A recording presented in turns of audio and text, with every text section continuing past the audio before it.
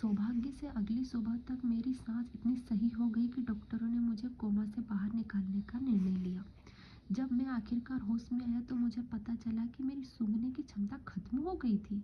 एक नर्स ने मुझे सूंघने की शक्ति की जांच करने का तरीका बताया कि मैं नाक सुड़कने के बाद एप्पल जूस बॉक्स को सूंघूं।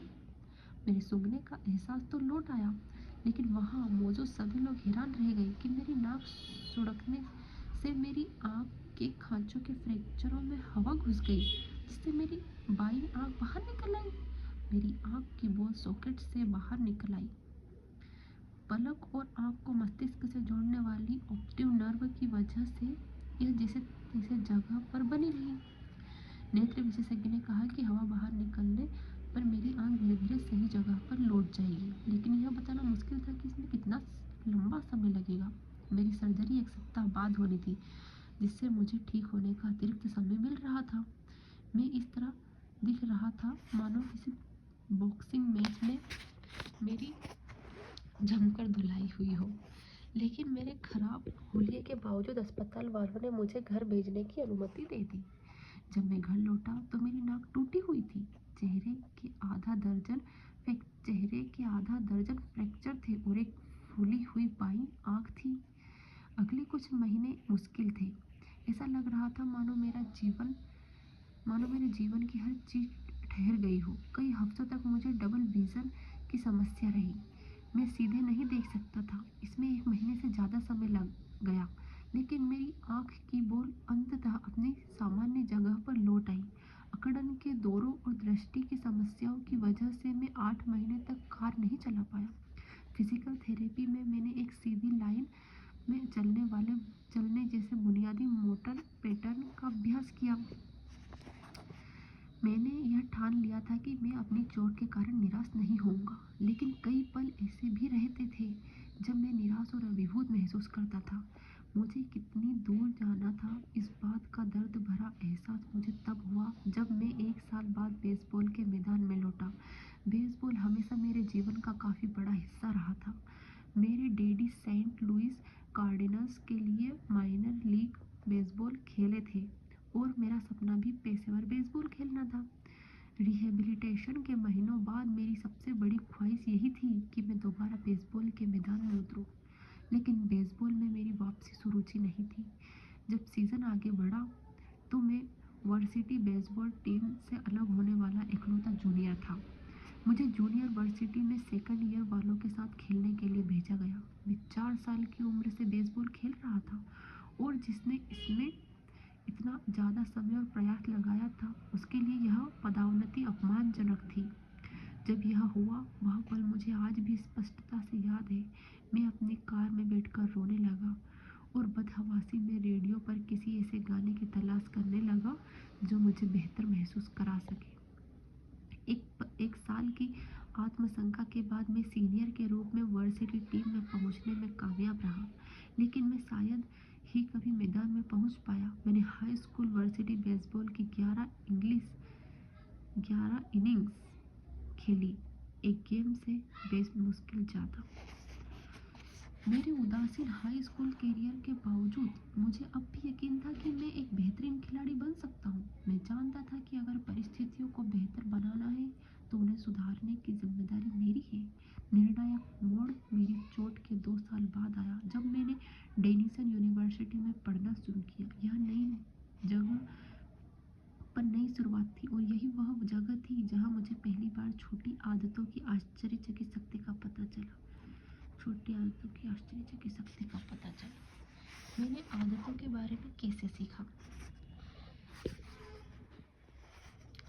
डेनियल ने जाना मेरे जीवन के सर्वश्रेष्ठ निर्णयों में से एक था। डेनियल में जाना। मैंने बेसबॉल टीम में जगह हासिल की। हालांकि मैं फ्रेशमैन के रूप में रोस्टर में सबसे नीचे था, लेकिन इसी से मैं रोमांचित था।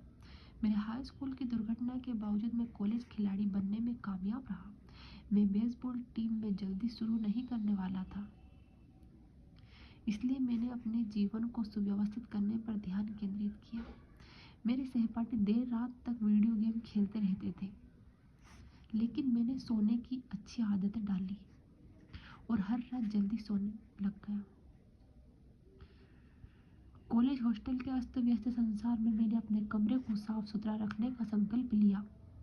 ये सुधार छोटे थे, लेकिन उन्होंने मुझे यह एहसास कराया कि मेरा अपने जीवन पर नियंत्रण है।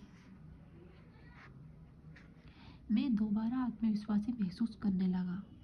मेरा बढ़ता आत्मविश्वास रिस कर क्लासरूम में भी पहुंच गया, जहां मैंने अपनी पढ़ने की आदतों को बेहतर बनाया। इतनी बेहतर कि पहले साल में मैं सारे विषय में एक ग्रेड लाने में कामयाब रहा। आदत वह दिनचर्या या व्यवहार है जिसे नियमित रूप से किया जाता है और कई मामलों में तो स्वचालित ढंग से किया जाता है। जब हर सेमेस्टर गुजरा तो मैंने छोटी छोटी लेकिन स्थायी आदतें डाल ली, जिनसे मुझे अंततः ऐसे परिणाम मिले जिनकी मैं शुरुआत में कल्पना भी नहीं कर सकता था। मिसाल के तौर पर, जीवन में पहली बार मैंने हर सप्ताह कई बार वेट लिफ्टिंग करने की आदत डाली और आने वाले वर्षों में मेरा 6 फुट 4 इंच का ढांचा फेदरवेट 170 से छरहरे 200 पाउंड तक पहुंच गया। जब सेकंड ईयर का सीजन आया तो मैंने पिचिंग स्टाफ में शुरुआती भूमिका अर्जित की। मेरे जूनियर ईयर तक मुझे टीम का कप्तान चुना गया और सीजन के अंत में मुझे ऑल कॉन्फ्रेंस टीम के लिए चुना गया। लेकिन दरअसल मेरी सोने, पढ़ने और शक्ति बढ़ाने की आदतों ने असली पुरस्कार देना तब शुरू नहीं किया जब तक कि मैं सीनियर ईयर में नहीं पहुंच गया। जब मेरे चेहरे पर बेसबॉल बैट पड़ा था और मुझे अस्पताल ले जाकर कोमा में पहुंचाया गया था, उसके 6 साल बाद मुझे डेनिशन यूनिवर्सिटी का शीर्ष पुरुष खिलाड़ी चुना गया। यही नहीं, मुझे ESPN academic all America team में भी शामिल किया गया। यह सम्मान पूरे देश के केवल 33 खिलाड़ियों को दिया जाता है। जब तक मेरी पढ़ाई पूरी हुई तब तक मैं 8 अलग अलग श्रेणियों में स्कूल की रिकॉर्ड बुक्स में शामिल हो चुका था। उसी साल मुझे यूनिवर्सिटी के सर्वोच्च शैक्षणिक सम्मान द प्रेसिडेंट्स मेडल से पुरस्कृत किया गया। अगर आपको यहाँ डींगे हाँकने जैसा लग रहा है तो मुझे उम्मीद है कि आप मुझे माफ़ कर देंगे। सच कहूँ तो मेरे खेल करियर के बारे में कुछ भी ऐतिहासिक या महान नहीं है। मैं अंततः कभी पेशेवर बेसबॉल नहीं खेल पाया, लेकिन जब मैं उन वर्षों को पलट कर देखता हूँ तो मुझे एहसास होता है कि मैंने दरअसल एक जैसी चीज़ें हासिल कर ली थी जो इतनी भी दुर्लभ थी।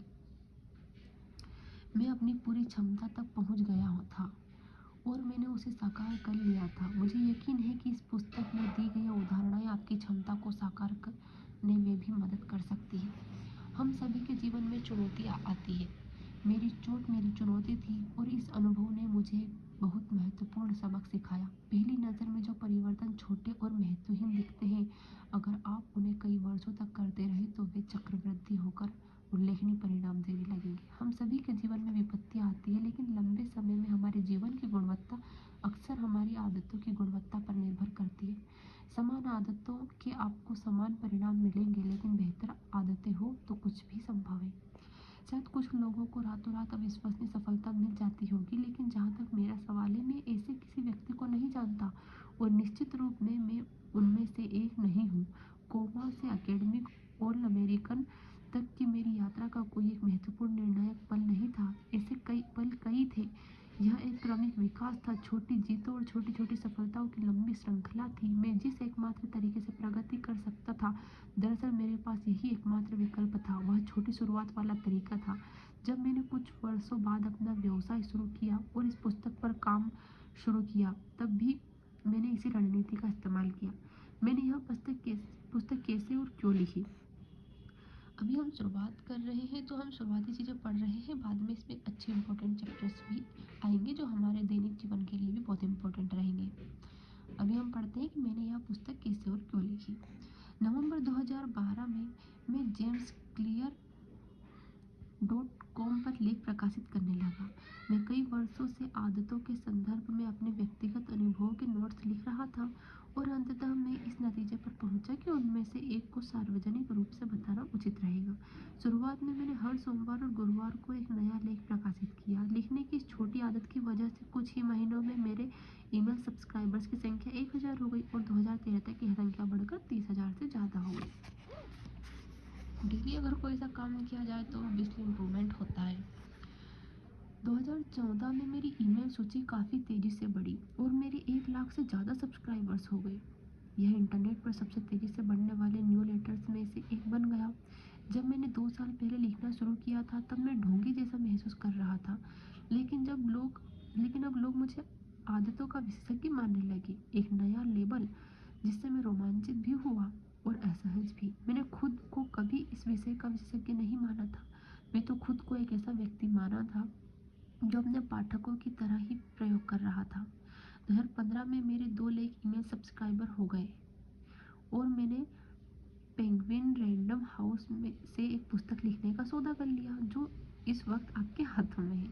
मेरी ऑडियंस बढ़ने के साथ साथ मेरे व्यावसायिक अवसर भी बढ़े। शीर्ष कंपनियां आदत डालने, व्यवहार बदलने और सतत सुधार करने के विज्ञान के बारे में व्याख्यान देने के लिए मुझे आमंत्रित करने लगी। मैं अमेरिका और यूरोप के सम्मेलनों में मुख्य व्याख्यान भी देने लगा। 2016 में मेरे लेख अग्रणी प्रकाशनों जैसे टाइम, एंटरप्रेन्योर और फोर्ब्स में नियमित रूप से प्रकाशित होने लगे। अविश्वसनीय बात यह थी कि उस वर्ष मेरे लेखन को 80 लाख से ज़्यादा लोगों ने पढ़ा।